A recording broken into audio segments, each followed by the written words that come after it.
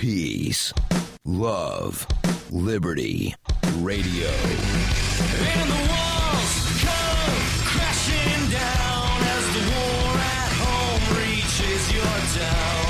You have no choice, it's safe and clean. We all submit to the war machine.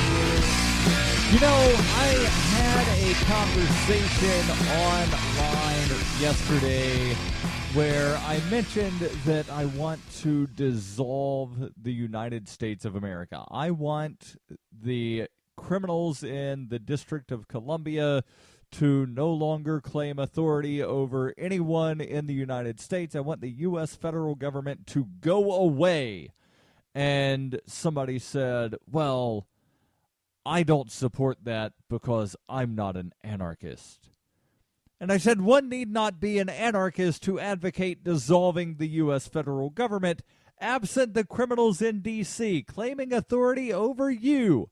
There would still be 50 state governments, 5 territorial governments, 19,492 municipal governments, 16,519 township governments, and 3,033 county governments. That's a lot of freaking government that would still exist, absent one group of criminals.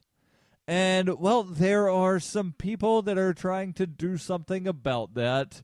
Well, they're not actually the group that I'm talking about here. They're not trying to dissolve the federal government, but they are trying to have at least their section of the United States break away.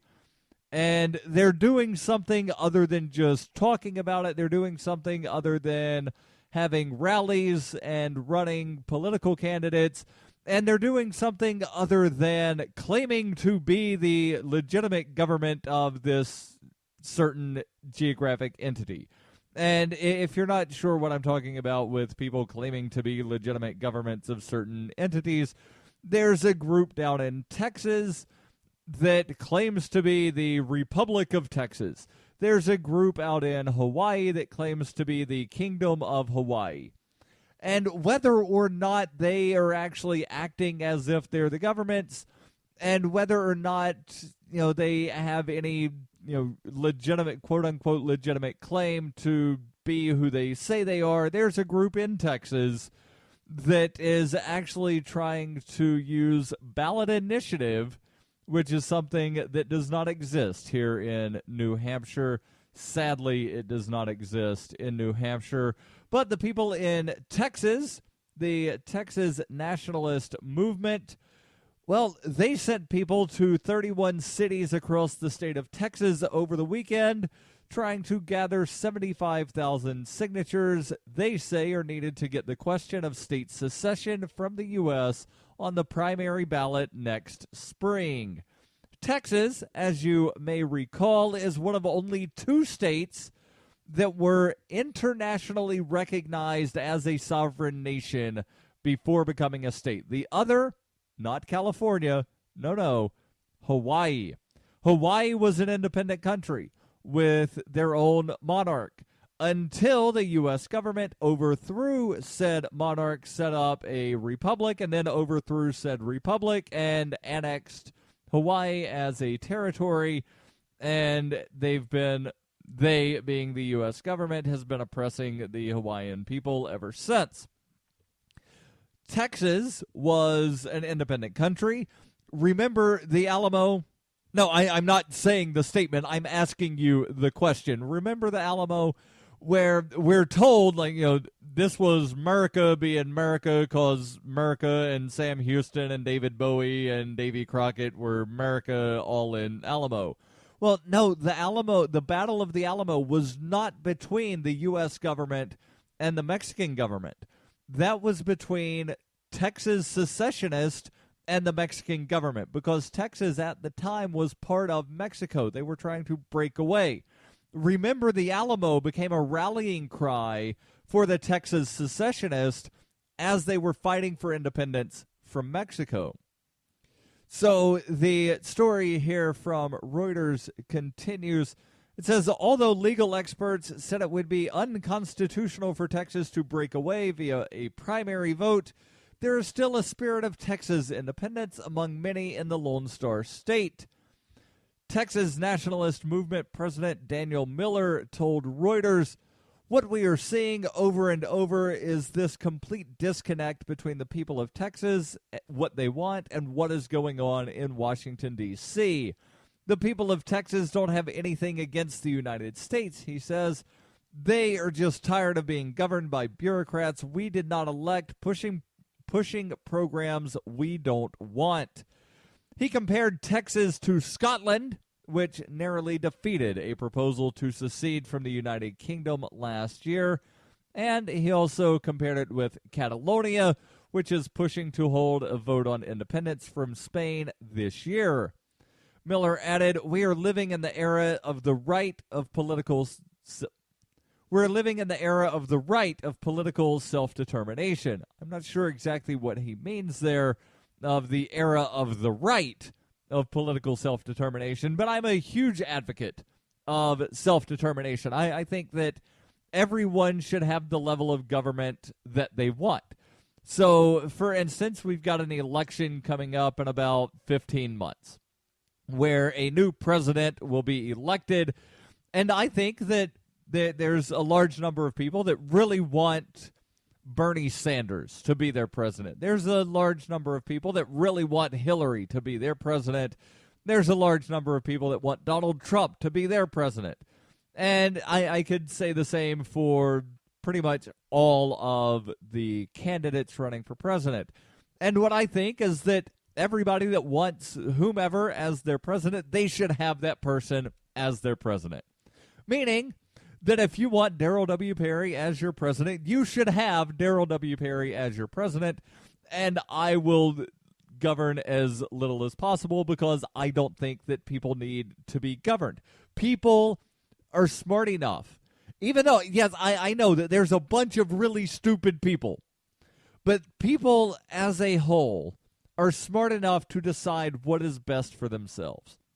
And yes, I know we could go into individual examples of, this certain person really loves smoking crack and they think that crack is the greatest thing ever. You know what? That's fine. As long as they are not actually causing a victim with what they're doing, that's fine. Let them sit around and smoke crack all day. They do not deserve to be in jail simply for smoking crack. There was a story that I read about a guy down in Florida. He was alleged by the police to have been a drug dealer. And I'm using air quotes around that. And, well, the SWAT team for the police department raided his home. They wound up killing this man. And do you know how much drugs they found? 0.02 grams of cannabis. 0.02 grams of cannabis. That is, the claim is that's roughly $2 worth of weed, but I don't think you could even really charge for 0.02 grams of cannabis. That's like a crumb that's lying on the table somewhere. Like, that's not enough weed for anybody to even care about, and the cops killed this man. That should not happen. He was harming no one with that 0.02 grams of cannabis. There's more in a moment.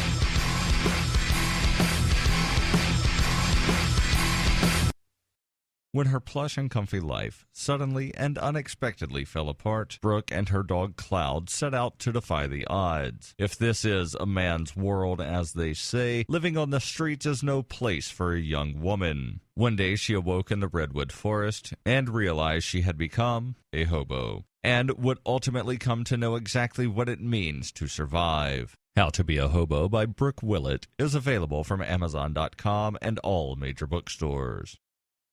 Hey, this is Michael Dean from the Freedom Fiends radio show. I've been working with computer programmer Derek Slopey to create Fiend Phone. I'm using Fiend Phone right now to talk with and record one of my co-hosts in real time. Take it, Davi. Hey, this is Davi Barker, and I'm 1,000 miles away from Michael, but we sound like we're in the same room. We sure do, Davi. So, Davi, please tell the nice people more about Fiend Phone. FiendPhone is free, open-source software that opens up a global world of possibilities for collaborative, high-quality remote voice media production, and I'm digging it. People can try the Windows beta version of FiendPhone right now at fiendphone.com. But we're also raising money to vastly improve FiendPhone and vastly improve independent talk media worldwide. So go to fiendphone.com to help out. Who will build the audio roads? We will, with your help. That's fiendphone.com. FEENPHONE.com.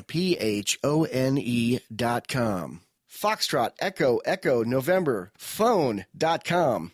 FiendPhone. I never knew remote audio could be this good.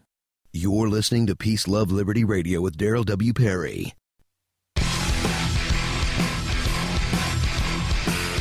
There's a problem with the Texas secessionist proposal that might be headed to the ballot. The problem, according to T. Gerald Treese, professor at South Texas College of Law in Houston, and a supposed expert on constitutional law, says the problem is the Civil War. When Texas and the other southern states were readmitted, each of them made a solemn promise that they would never leave the Union again. Treese said there are some legislative options available to the Texas nationalist movement short of another war. He says, you have to have the Texas legislature initiate a request, and then you have to have the U.S. Congress approve it, and then it could happen. He added that the two sovereigns involved both would have to give their assent, that being the government for the state of Texas and the government for the United States of America. And then, and only then, can a state secede from the Union. And, well, I've got a major problem with that. Because, see, I view the federal government as an abusive spouse. And not just an abusive spouse, but an abusive spouse in an arranged marriage. Because I never chose, out of my own free will, to, allow or create this union called the United States of America. I never was asked whether or not I wanted the U.S. federal government to exist. I was thrust into this arranged marriage by way of being born in Birmingham, Alabama. And, well, now you have, and for the last probably 20 years or so, you've had this sort of militarization of the police, where you've got the U.S. federal government giving military weaponry to various local police. The town where I live, I know technically it's a city, but it's a town. There's 20,000 people that live here. It's a town. So the town where I live has a ballistics engineered armored response counterattack truck, more commonly known by the cute, fuzzy little name, Bearcat. Bearcat doesn't sound mean and dangerous at all, but this ballistic engineered armored response counterattack truck can do all kinds of evil, horrible things. They can put this attachment on the front end of it and inject gas into somebody's house. There's like 10 different holes where people inside can point out their weapons and just fire randomly at people. And the claim is that they need this because, well, we've got Pumpkin Fest, and there might be terrorists at Pumpkin Fest. Although Pumpkin Fest isn't happening in downtown Keene anymore, they don't care. They're still going to keep this damn thing. And it's interesting, the only times they've ever used this Bearcat, they did not use it during the pumpkin riots last year. Let me repeat, there were riots over pumpkins last year on the college, about a block and a half away from Pumpkin Festival. The Bearcat was not used to quell the riots. The Bearcat has been used to go to suicidal people's suicide calls, where somebody calls and says, yeah, so-and-so has a gun to their head and they're threatening to kill themselves. That's when the Bearcat's been used, is to go to suicidal people. They didn't use it on the riot because, I don't know why, but I guess they're saying, well, that wasn't terrorist. But somehow a suicidal man is a terrorist. Like, it doesn't make any sense. But you've got that. There have been other things where there's municipalities across the country that have freaking grenade launchers. Grenade launcher. Why does a local police department need a grenade launcher? Simple question, they don't, but some government agency at the federal level was giving it away for free, so why not claim it? So you've got that happening. You've got all of these horrible laws that are being in place. There's the book that came out several years ago called 3 Felonies a Day. And the claim is that there are so many laws that you don't even know exist that you inadvertently commit 3 felonies per day. When that happens, there's a problem, and the problem is too much government, not a lack thereof. And where's that government coming from? It's coming from Washington, D.C. Washington, D.C. is stealing your money, and they're beating you. And they claim you can't leave without our permission because they're the abusive spouse in an arranged marriage. So this whole claim of you can't leave without the federal government's permission is akin to telling a woman or a man, because sometimes men do get abused and assaulted by their spouse, but it's like telling someone in an abusive relationship, you can't leave because it was an arranged marriage and you will bring shame, blah, blah, blah, and if you try to leave, well, we're just going to start killing all of the neighbors. That is what is going on. That's what the U.S. federal government does. That is one of the reasons I think that the U.S. federal government needs to be dissolved. Another reason I think the U.S. federal government needs to be dissolved is because they wind up starting a bunch of wars around the world. And one of the wars that's going on, whether you can say either the Syria conflict was directly caused by the U.S. government or indirectly because of policies that were in place, and they're covertly funding various groups, and in some cases they're outright saying we're training rebels. And initially they wanted to train like 1,000 of them. They've got 54, but those rebels have since joined Al-Qaeda. And then there's the Islamic State that most people call either ISIS or ISIL. Most of the weaponry that they have is actually U.S. weaponry that the U.S. government dropped in the wrong spot, and now it's in the hands of the people that we don't want. So you've got that situation happening, and what is happening there is people are trying to flee this war-torn area.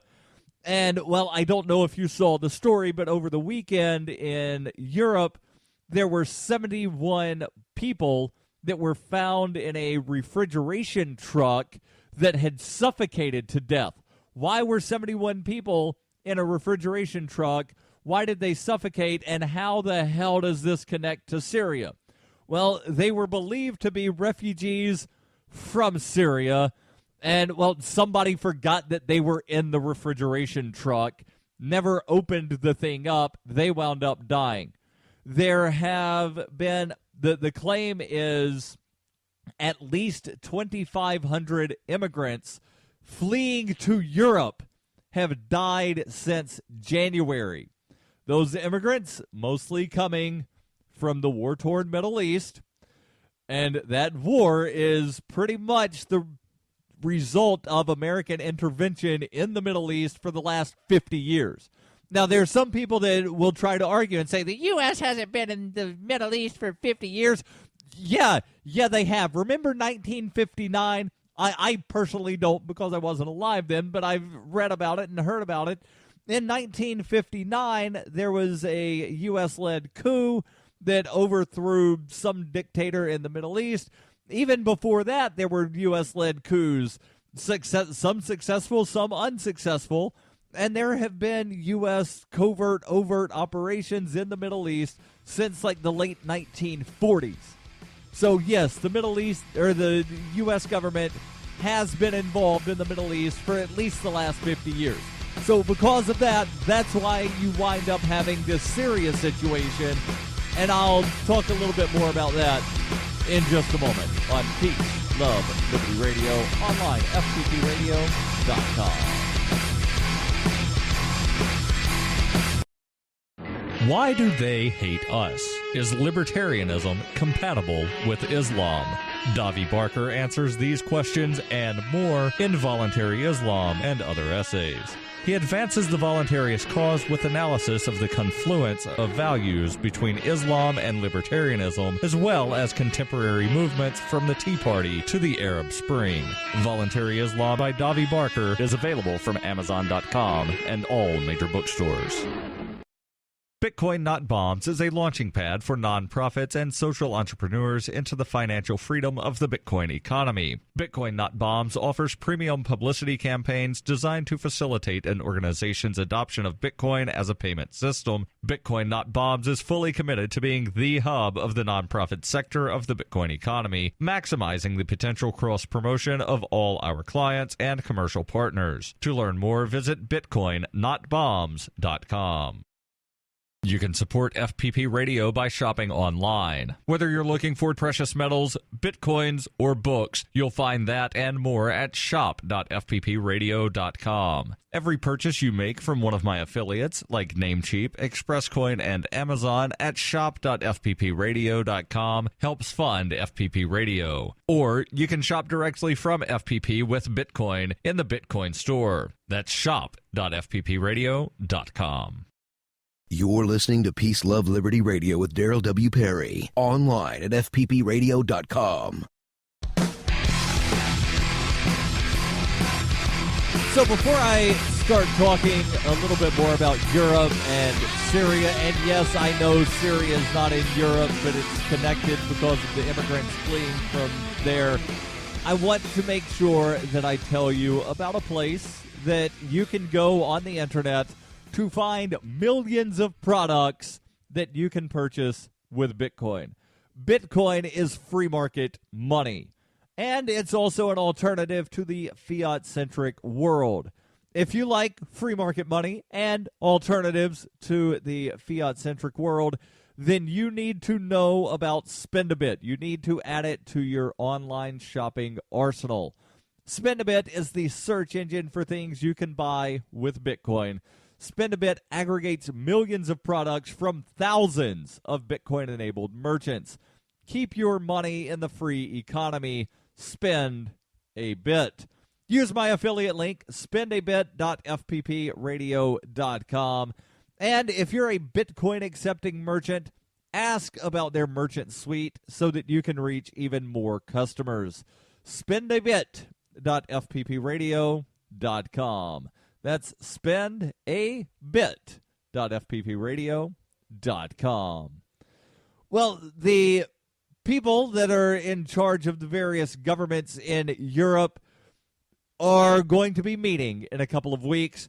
The European ministers, the story comes from Reuters here, were summoned on Sunday to meet in 2 weeks' time to seek urgent solutions to a migration crisis that is unprecedented in the history of the European Union, as the mounting death toll on land and sea is forcing governments to respond.